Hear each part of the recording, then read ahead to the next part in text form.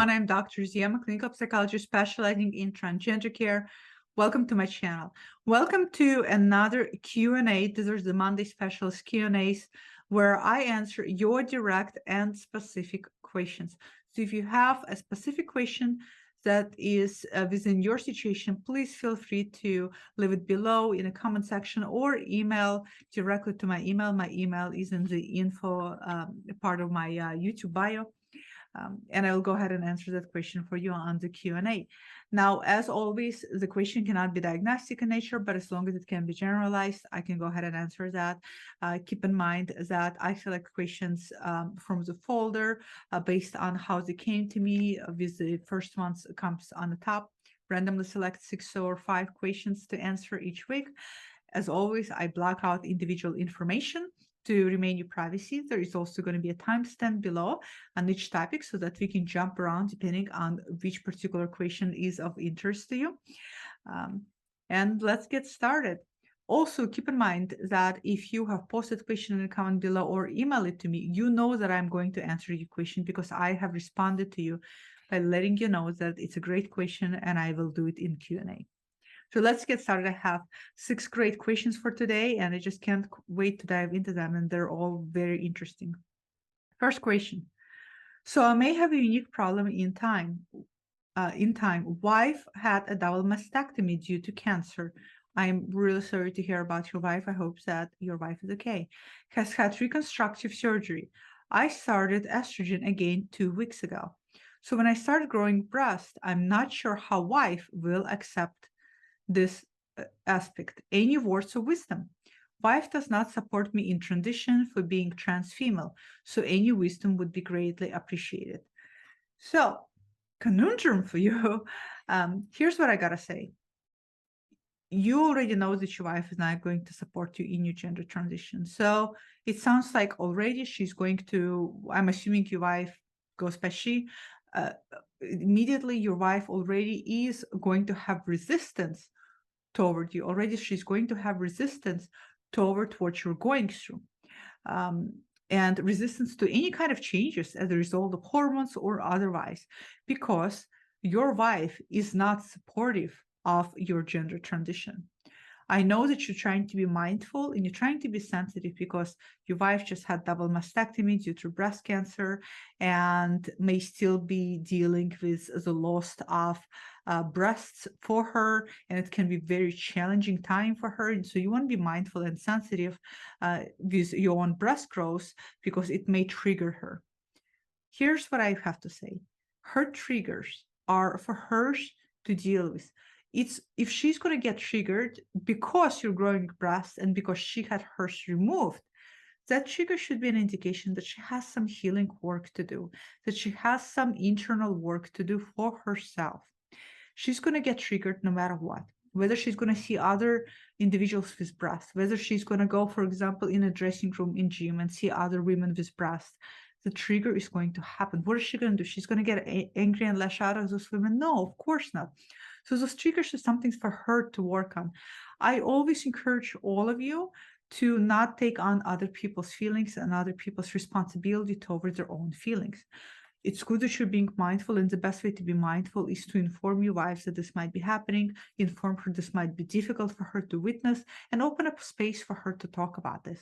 However, given the fact that you pointed out that she is not supportive of your transition, I just, there's no wisdom to tell you. She's going to be resistant and she's not going to be very pleased with the changes you're going through because she's not on board with you. This is also something for you to think about. A lot of you watching this are in a relationship and marriages where you are starting to transition, but your partners are very against it. That's something for all of you to think about. It's a difficult situation to be in. I can't fathom how relationship is supposed to survive when a person is oppositional to such extent. Will your wife be open to couples therapy to explore all of the things, to explore your need and importance to better your health through gender transition, and to explore her resistance toward it? That's what I advise. But there's, again, if she has any kind of issues with having her breast removed, she's going to get triggered no matter what. If not you, somebody else. And that's for her to work through. I wish you all the best. Question number 2. I love this question. It's like straight to the point, this one. When is it too old to transition? Never. It is never, ever, ever, ever, ever too old. I say this because I had a client that was in their mid-ages that went through gender transition. I know for a fact it's never too late to transition. What you have to ask yourself is, what are your goals? If you're finding yourself at an older age and you're wondering if it's too late, what does too late mean to you? Clearly, it's not too late in terms of actually going through gender transition, unless you're having health concerns, health issues that can be counterindicative for starting medical transition. But other than that, what does too late means to you? Does it mean that you don't want to go through all of this life transition and changes that might come with it, along with challenges, in order to align yourself? A lot of times older adults come to conclusion that they feel it's just not worth it in their point in life to go through gender transition. And that's okay. And that's valid. There's a big difference between accepting that you're transgender and accepting that you're making decision in this part of your life to not do anything about it because you don't feel like it's going to be worth it, versus being in denial, living with severely painful gender dysphoria and not doing anything about it because you're convincing yourself it's not going to be worth it, when it's actually going to alleviate your pain. So think about what it means for you. What is it too old? It definitely, there's no age limit. You can transition at any point in your life, but just ask yourself, what does it mean to you, and what does transition means to you? Good question. Question number 3. Dear Natalia, I will try to keep it as clear and short as I can. From your experience and expertise, do you see or sense difference or differentiate between a transgender woman actually feeling like a woman versus the strong desire of being a woman? That's a very interesting question. The reason why I'm formulating this question as I did above is that I am waking up almost every morning feeling more or less as a man, because of the uncomfortable male shell I'm living in as a soul. I am 53 and 2 years into my transition and socially live as a female as much as I can, to the best of my ability. I'm dealing with a lot of social anxiety and depression. Because of the healthcare system and financial stress of struggling paying the bills every month, I am pre-hormones. No laser hair removal and without counseling until later this year, but things are slowly getting better. I am plucking my facial and body hair every morning, which feels like scables. Is that scables to me? I'm slowly getting less dysphoric as the facial body hair is slowly retracting. I wear a human hair wig because I am bald and use makeup to reduce the male characteristics and emphasize the feminine without overdoing it. I also work on my voice as I clocked often that way. You can only do as much as you can and have energy for. Basically, living from minute to minute, day to day. Thank you so much for doing all the great things you're doing. You're truly making a difference. Thank you so much. My heart goes so much out to you because I feel how frustrating it is for you to have limited funds, limited resources, not being able to be on hormones yet, not being able to have hair removal. And I gotta say, all of this does contribute to you waking up and feeling the maleness that you describe. Now, to answer your question, do I differentiate between transgender women who actually feel like a woman versus strong desire of being a woman? The desire and feel will overlap. Let me explain. So oftentimes, it starts with a sense of being. For a lot of you who are trans, for a lot of you who are not in alignment with your gender assigned at birth, it all starts to begin with a sense of being. You feel internally as if you are either a woman or you're out to be a woman. You feel that strong sense within yourself. It starts with being. Now, feeling as a woman is something that for a lot of us starts to accumulate as you start aligning more and more with the being. And that alignment for a lot of us is dependent on secondary sexual characteristics. When you have grew up and you're 53, when you have grew up being bombarded by messages and information based on what your exterior shell looks like, and by people telling you you are a man, when your internal self is feminine, it's going to be very hard to feel like a woman when you haven't even started hormones, when you're still having testosterone streaming through your body, when you are doing minimal in terms of social transition because of the finances and resources, and because, like you said, your voice clocks you.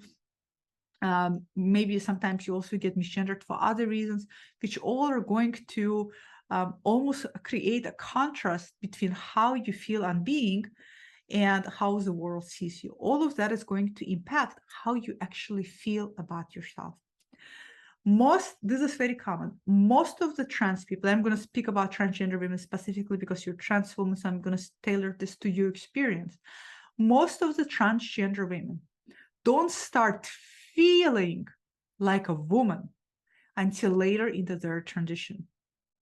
They start off and they start hormones, and even though they start seeing changes and they start working on their appearance, and still every time they look in the mirror, for the longest time, a lot of them continue to see a man versus themselves.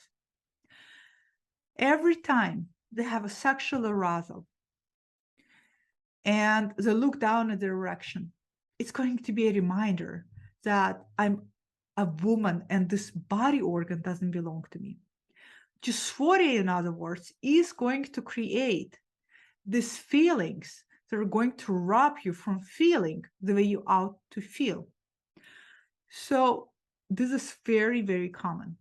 And I would bet my money that you would start feeling like a woman once you get more into the services such as hormones, laser hair removal, especially hormones, because they're going to should at least bring calamity and sense of comfort. And for a lot of people, they describe as if suddenly they feel like themselves for the first time.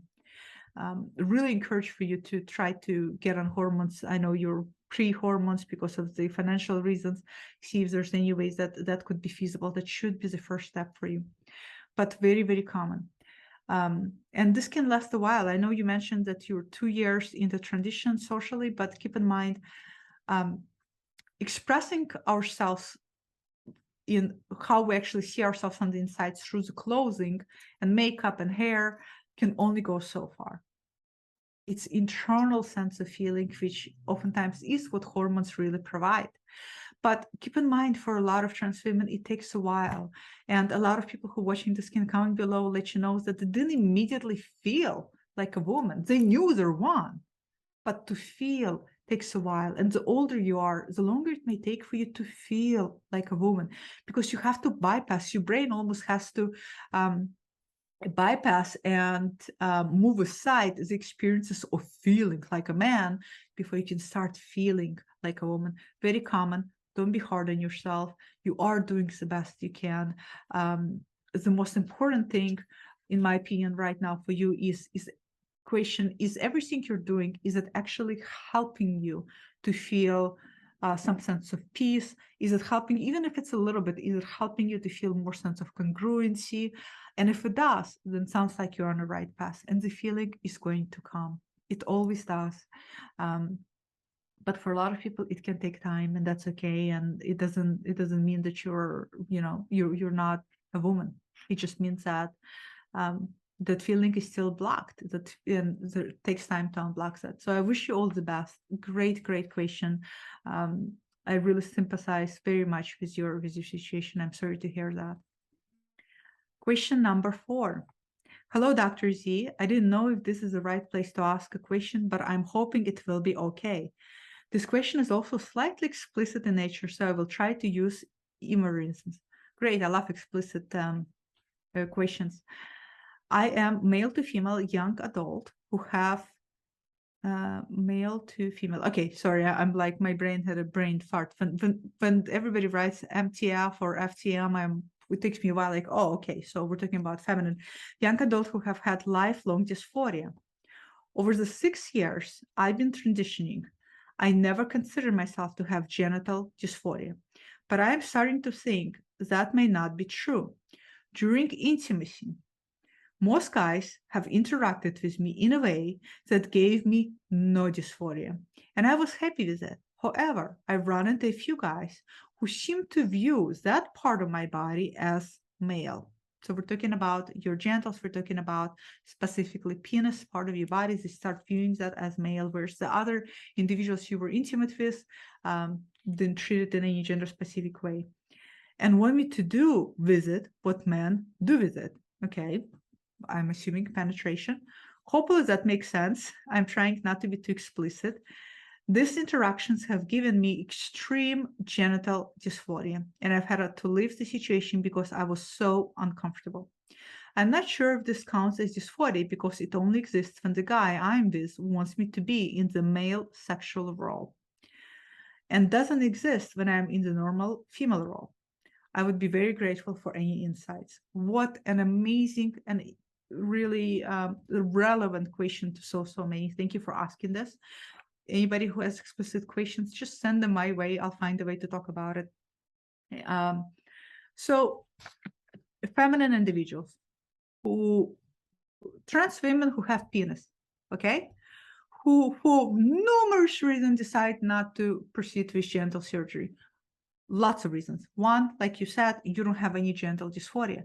Some people don't pursue genital surgery because they can't afford it. Some people because they don't want to. There's like lots of personalized reasons why you're not getting the surgery. I guess I'm just trying to normalize for everybody listening is that surgery is not a must. Trans women can have a penis, and that's totally fine. So for you, I can completely understand why it spikes up your dysphoria. The question here for you to figure out is this dysphoria related to your genitals, or is this question related to a particular situation in which your genitals are being involved? From what you're saying, it sounds like it's not related to your genitals, but it's related to the situations where the genitals involved, where you are in intimate contact with people, where they start seeing you and want you to interact in a way that you yourself associate as stereotypically male, right? So if they want you to penetrate them with your penis, suddenly perhaps you may feel like this is too masculine, versus maybe you prefer to be penetrated, and that way you feel more feminine. So there's a few ways around it. One, like I said, first figure out how much is this actually genital dysphoria. The way to figure out if it's actually genital dysphoria is to observe your relationship to genitals outside of those interactions. If outside of those interactions you feel fine with your genitals, and if you're in intimate relationships where you don't have to use your genitals in such a way, and you feel fine, then chances are this dysphoria has nothing to do with your genitals. And I think that's really important to know, right? Because you don't necessarily have to jump into any surgeries. On the other hand, if this has specifically to do, because you're associating what you're being asked as something that's masculine, there's a way around it. Let me explain.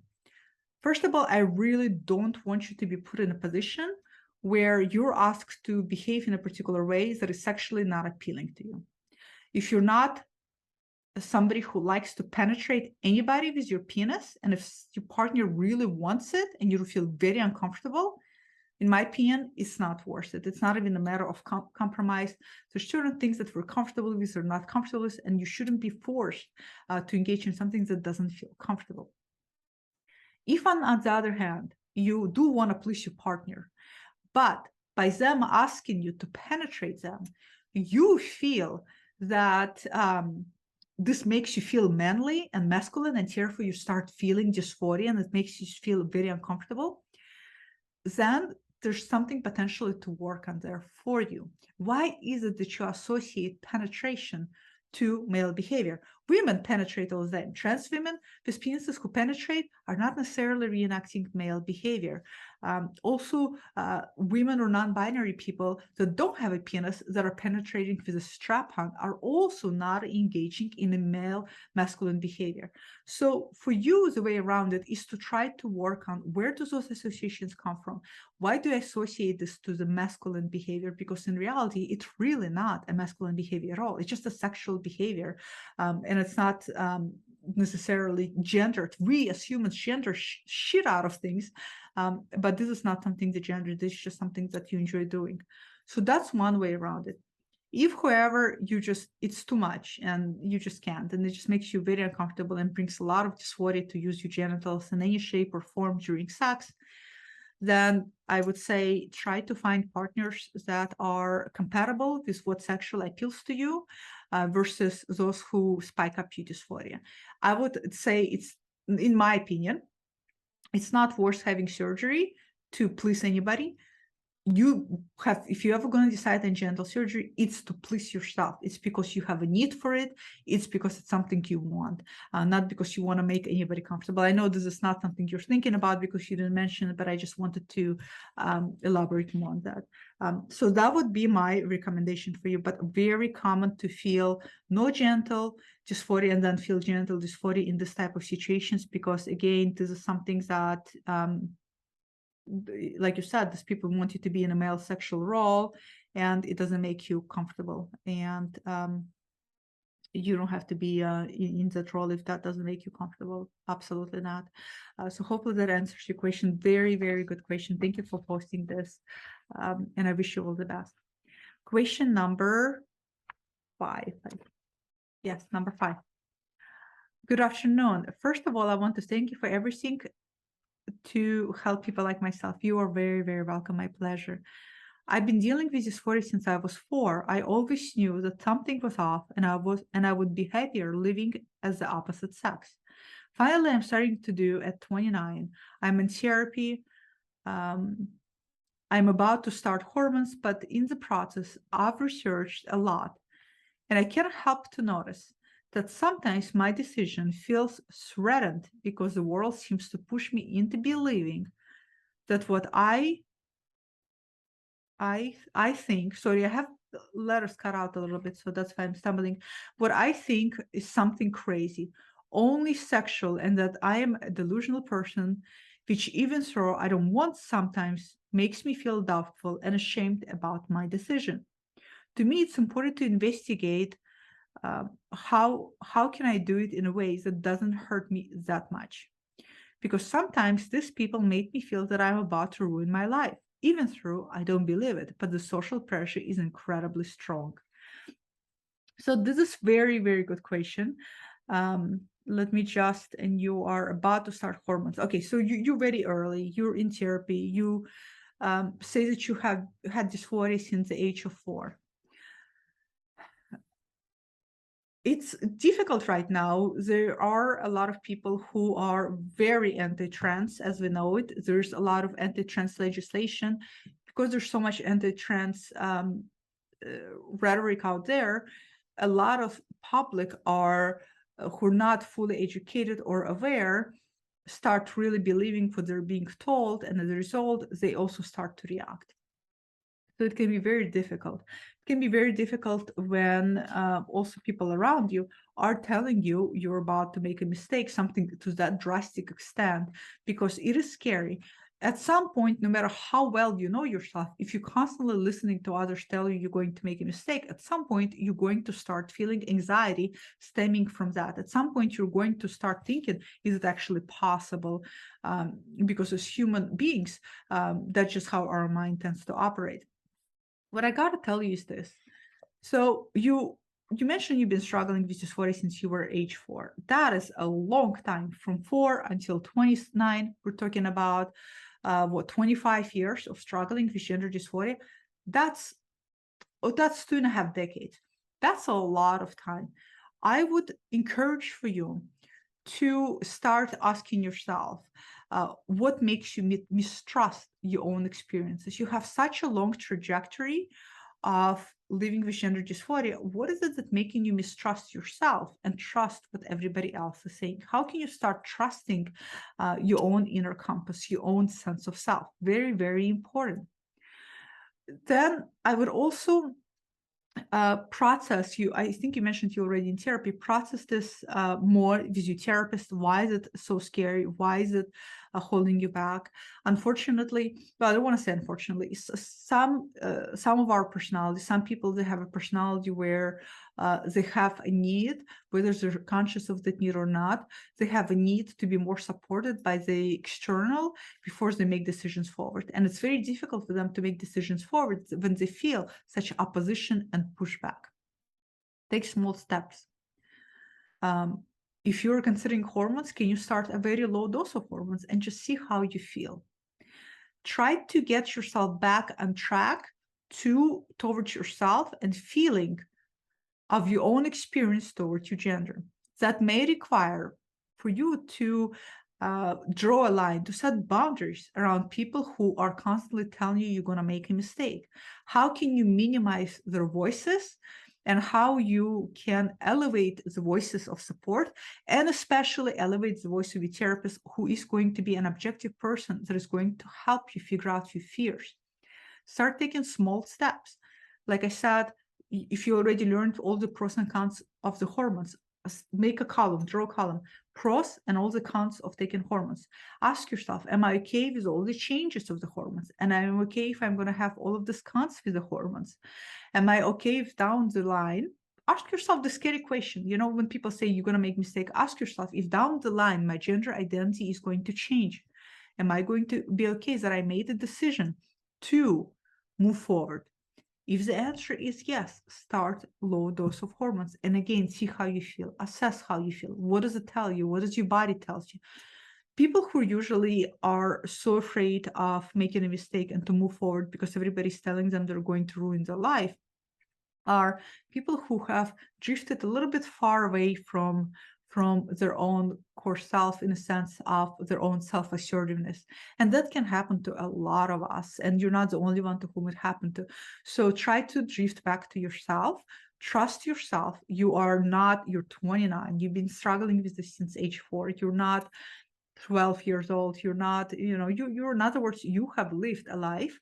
So start listening to yourself and operate from that internal core versus external. So that would be my best suggestion to you. And I wish you all the best. I know right now it's very hard for so many of you because the world is just so, as I'm shooting this, there was this terrible shooting and everybody's now saying it was because of the testosterone, and everybody's saying we should stop giving trans folks testosterone. My husband told me that's what he heard in the news, and I'm like, it's just so stupid. Like, if you're gonna stop testosterone from trans people, why don't we just like remove testosterone from all other men, since testosterone is so dangerous? It just makes no sense. But people right now are very it's not about sense, it's about politics and about agenda, and it's about further dividing people and all that stuff. Try not to get lost in all of that. Try to remove yourself from that outside talk, because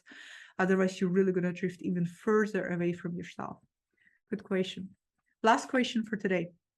Dr. Z, there have been 2 commentators from other sides who say that post-transitioning, so after transitioning, trans women can never, personality-wise and psychologically, be the same as cis women, simply because a cis woman could have been a full-time woman since birth, whereas a trans woman would only be 100% woman, excluding reproduction, of course, since transitioning.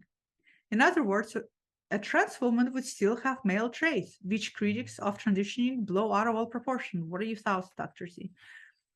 My thoughts is that it's a very, I don't want to curse, but I do want to curse, because people who make the statements are people who are not educated in the field of psychology, or not educated in the field of human development, and they have very little, if any, understanding. What they're saying is stemming from their projective experiences, their beliefs, but their beliefs just because it's something they believe in, it doesn't make it accurate. It doesn't make it generalized to everybody else. This is very common, what you're asking, because I hear a lot of this. Trans women can't really be women because how can you be a woman if you transitioned in 50s and up to 50 you lived as a man? I always say people this, from the moment you were aware of what your gender is, that's the moment you started living and internally experiencing the gender. You may have not had ways or avenues to express or externalize the gender yet, but it doesn't mean that you were not internally in touch with that part of yourself. I also think that this type of questions falls prey uh, to, again, very strict binaries, right? And very strict gender constructs. And it also anchors back to sex. It anchors back to that individuals with XX chromosomes are tier 4 women and are tier 4 have women and feminine experiences and tier 4 are valid, which is not really true. You don't need to have particular set of experiences that are perceived socially as feminine to be a woman. That doesn't define you as a woman. There's a lot of women that have very wildly different set of experiences that on the surface would not look stereotypically as female and identify as women. So I think the statement is very reductionistic. And I think when people put the statement out there, to me, they come across as individuals who are grasping to hold on to their sense of validity. And that's fine. We all need a sense of validity. It's important to recognize that one's sense of validity doesn't have to be at the expense of somebody else's sense of validity. This is the problem with the world today. If people are not realizing that everybody can coexist, it doesn't have to minimize or negate anybody else in that area. So I would say that no, I would say it's not true. I'd say that trans women still have male traits. I don't know what that is. I mean, we're talking about really essentially constructs and humanly created categories and labels. But the amount of variability, of sexual variability and traits based on sexual variability across what we categorize as sexes is incredibly variable. What we perceive as XX individual and XY individual having particular traits is deeply inaccurate. It's just how we've been told to see. You know how people always say men are taller than women? Well, that's a trait we're talking about. If you actually look statistically, men are not really necessarily taller to women. You have to understand how to also look at the statistics and how to look at this general presentation of things. So the traits vary wildly. I call this question just really complete BS. And what's important is your sense of self, your sense of validity, and owning who you are. There's always going to be somebody who is going to be saying something else. There's always going to be somebody who is eager to push down their point of view. This is another big issue we have today, is because all of us thinks that the way we see and understand the world is the way world operates. And the reality is that that's not true. The way we see and understand the world is our individual way of seeing and understanding the world. And doesn't mean that everybody experiences it the same way. So that would be my answer to that question. That is a good question and a very common one. I hear this all the time. I hear this a lot of time on social media where people say trans women can be women because, or even go as far as saying you can be a woman because you don't have reproductive organs. There's a lot of women who don't have reproductive organs. It doesn't mean shit. I mean, we have to really broaden the way we look at a way of being.